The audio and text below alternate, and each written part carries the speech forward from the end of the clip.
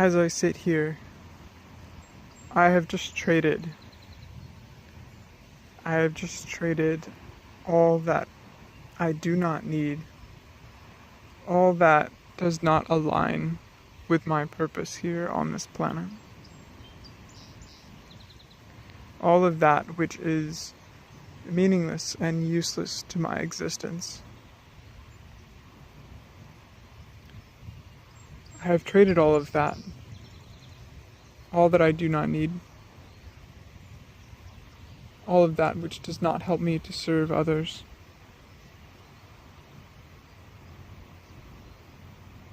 Or be the most complete, connected, greatest version of myself.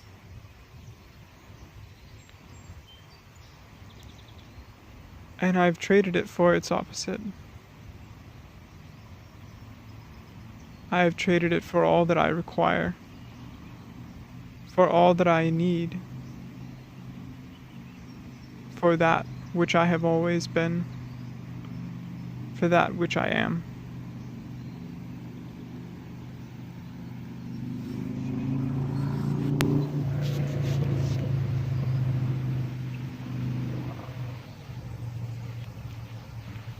I've chosen today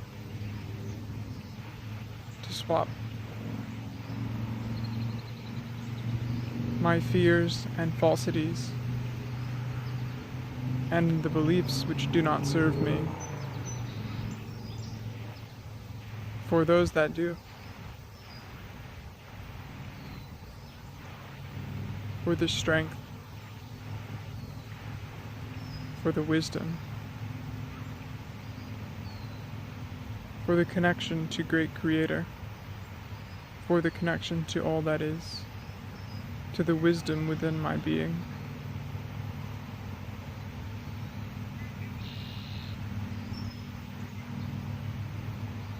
To whatever money, resources, people, knowledge, teachings, insights, visions, inspirations, creative desire, whatever it is that I need to fulfill my purpose here, on this planet, in this body.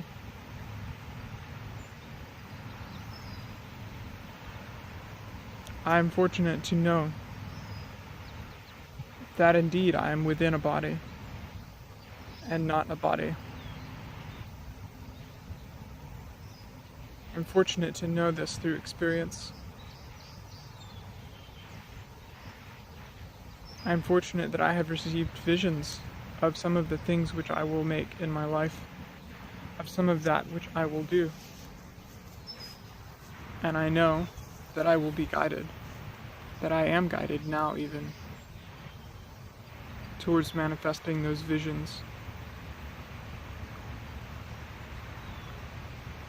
One of those which comes to me over and over again is the vision of a temple, a large pyramidal temple constructed of organite and crystalline grids and large rocks,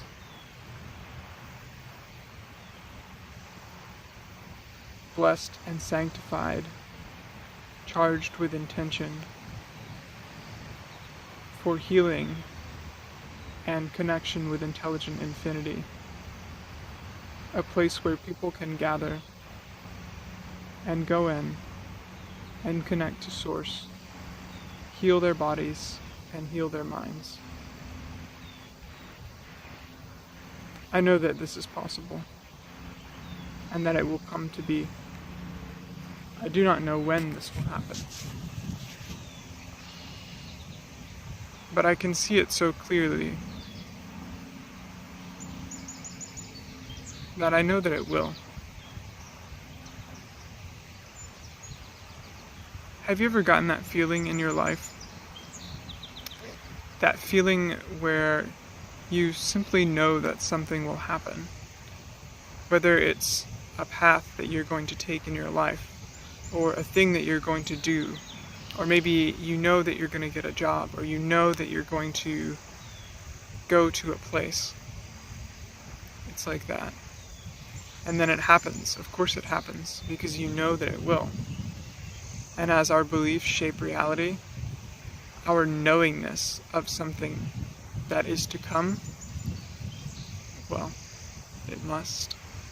It absolutely must happen.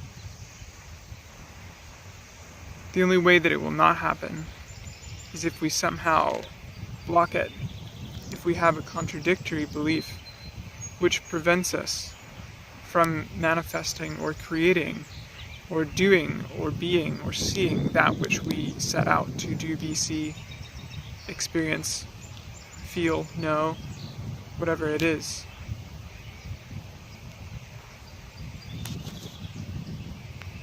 I know this will happen, this temple, and it's not the only thing. I have a lot to teach, and I think YouTube is a great place for me to start. I have a lot to share, and probably I will write books as well. I know that I will, even. It's another one of those things. I've already set out to write a book twice. The first time I think I got maybe 50 pages in. The second time I got 100 pages in. I think perhaps the third time will be the charm, when I set out to make it. Put that intention forward. This moment is not the time, though. In this moment, it is time for me to give. It is time for me to share that which I have learned through experience, through living. I want to empower you. I want you to see and know that you are all the creators of your reality. And if you don't already know that that is the case, perhaps there will be difficulty in accepting it. Almost certainly there will be a lot of resistance, a lot of negative talk, whether it be about yourself or about me telling you that you can choose your reality. I know this because it was the same for me. I remember reading, when I was growing up, I used to read a lot of self-help books and spiritual books, metaphysics. Anything on the subject of the non-physical was fascinating to me. So invariably I came across the piece of wisdom, and I think it truly is wisdom, that we create our reality, that we are choosing our existence every moment. Whether we realize it or not, it is happening. And if we do not choose it consciously, then we choose it subconsciously. And our beliefs that we have gathered throughout life, that have been given to us, will dictate our existence.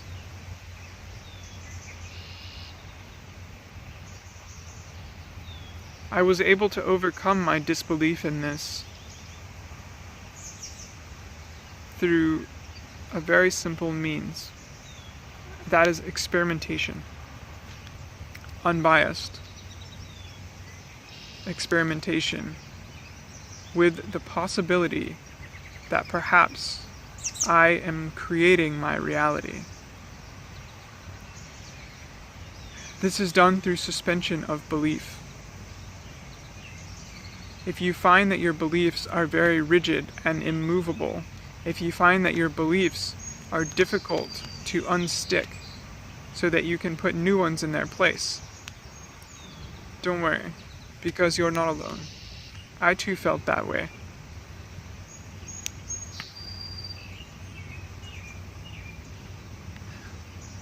There's so much. How do I explain even the difference between that perception that I once had and the perception that I have now? The easiest way to make your beliefs more malleable is to meditate. It's to become more flexible in your mind. It's to do yoga and gain control over your beliefs.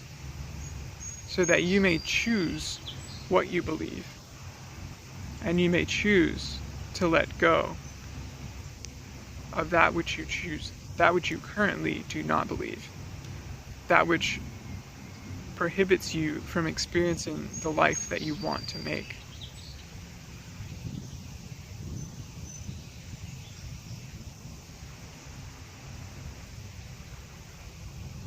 I'm not currently financially wealthy at this time in my life. I never chose to be. I've been doing reflecting on that very subject. Money is something that has not been important to me since I was a little kid. When I was a kid, money seemed very important, but that's because we grew up, me and my family, we grew up pretty poor by most people's standards. Like rationing Kool-Aid poor. And sometimes not all the bills got paid each month poor. And sometimes there was no electricity. We always had food to eat. Food of some sort. Not the healthiest food. But my parents did their best with what they knew. And I do not fault them for this. I love them and appreciate them for it, in fact. So when I was young, money mattered.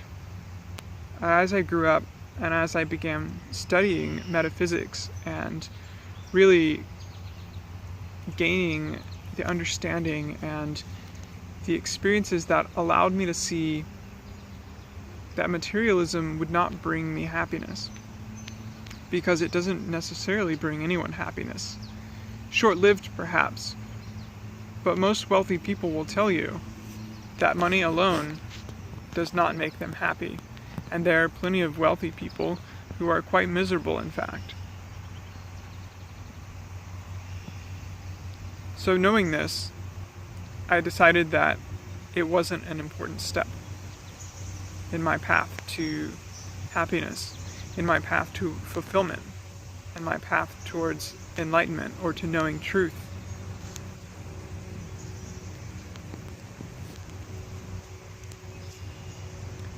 And at the same time, as I progressed on what I could call my spiritual path, I realized that I developed a spiritual ego.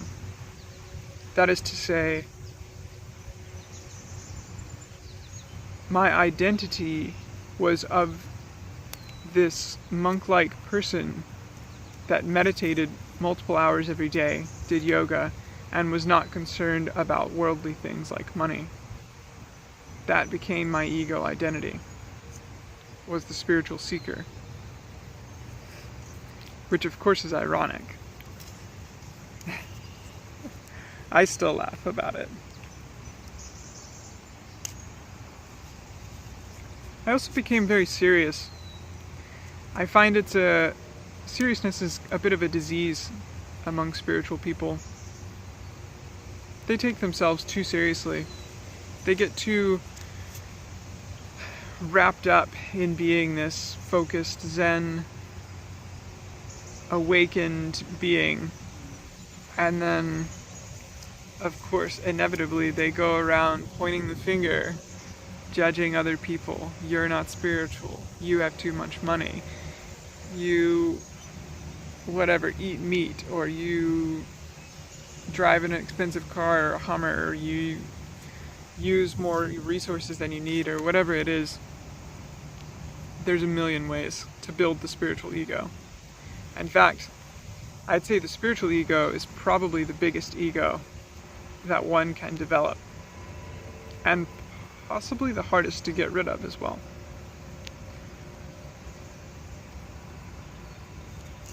Definitely a challenge to get rid of it. I think humor and the ability to laugh at oneself is important in that regard.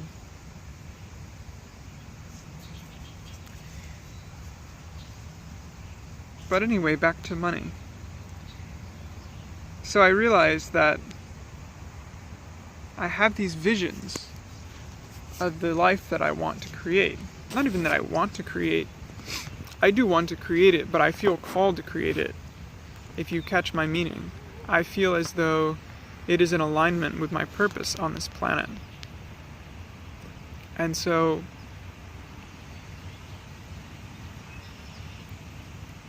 I look at those things, the manifestation and the path to manifesting that purpose, and I see that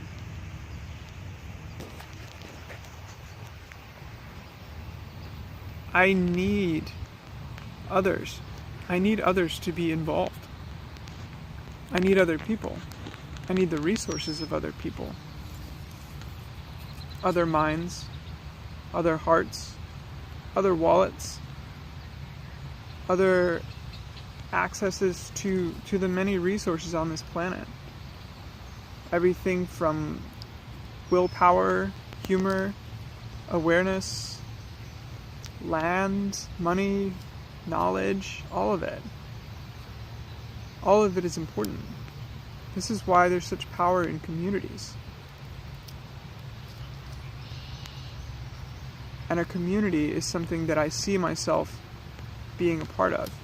A community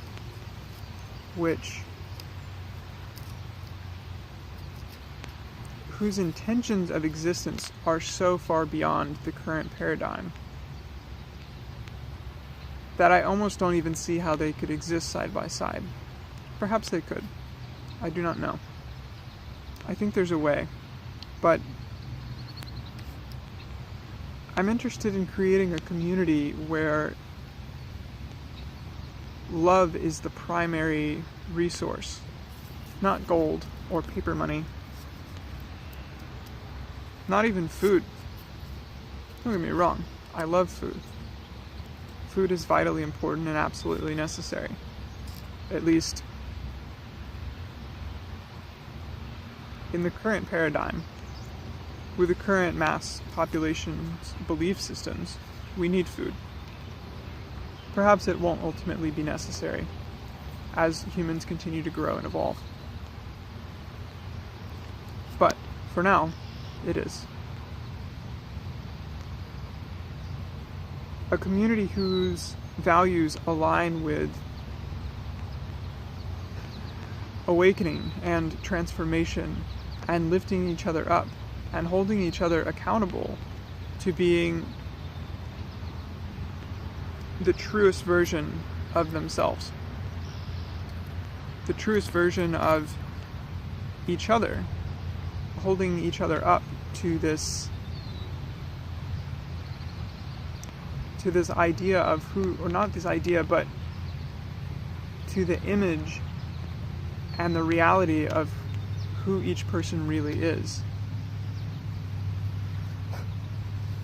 And I know everyone's perception of life is a little bit different, but for me, when I look at someone, I see so much more than they give away, than they mean to give away. I see their past. I see the ways in which they beat themselves up. I see their true being.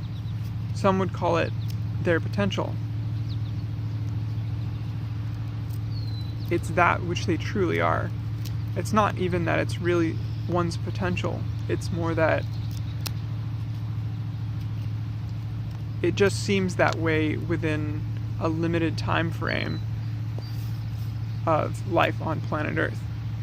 So you have the potential to be this, that, or the other thing. But what it really is you have the potential to be yourself. Truly, totally, in all of your power, in all of your glory, in all of your joy, in all of your personality, and all of what you really, truly are. You have that potential, as do we all. And I see that in people. And I want to remind people. I want to remind people of what they truly are, what they truly have inside themselves. And that they're not any of the things that they've been told they are.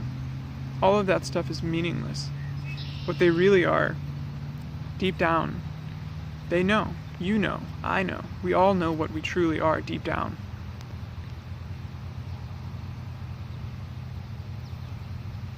I think many of us choose to forget because we've been told that that which we truly are is not okay, or that which we truly are won't work in society, or won't allow us to make enough money, or won't pay the bills, or that kind of person that you truly are, yeah, probably you're gonna have trouble attracting a partner, or whatever it is. There's a million things. You won't be able to get a job, whatever it is. Your true essence is needed. Just like my true essence is needed on this planet.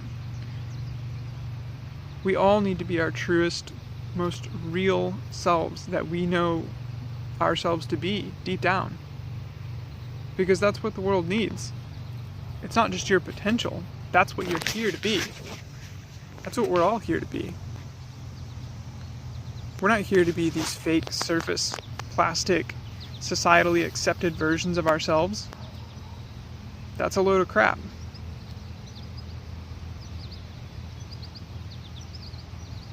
Ultimately.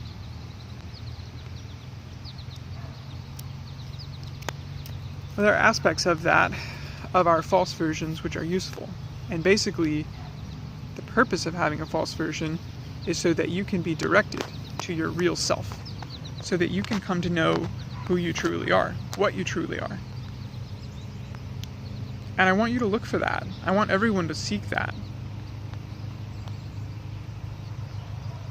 It may be painful to shed the parts of your being, the parts of your identity, which you have created or others have created for you, that are not serving you.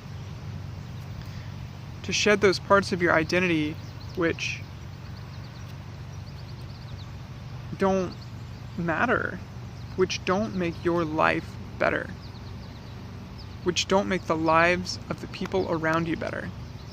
The parts of you, the parts of your identity which create suffering in your life and in the life of others are the parts of you that are not really you. They're not you. They're just there to teach you what you're not. That's their only purpose. That is their only purpose, is to teach you that.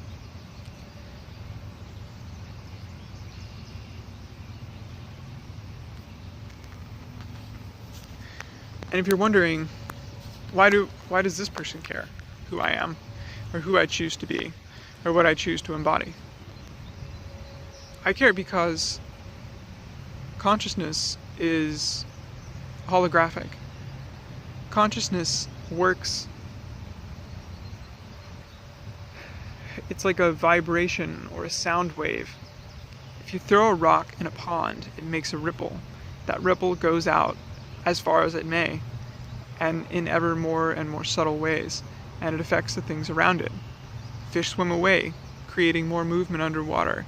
Perhaps it stirs up dirt or something at the bottom of the pond, which creates a cloud, which then who knows what. And this is the same way in life. All of our decisions affect everything and everyone else in some way or another. Which is why I'm making these videos, because it's essential that we know this. It's essential that as many people as possible realize that they are here to be true to themselves, that they are here to be the most real versions of themselves, whatever that is. It could be anything, The people that do what they know they're here to do, the people that do what they love, what they're called to do, the people that follow their dreams, always do well.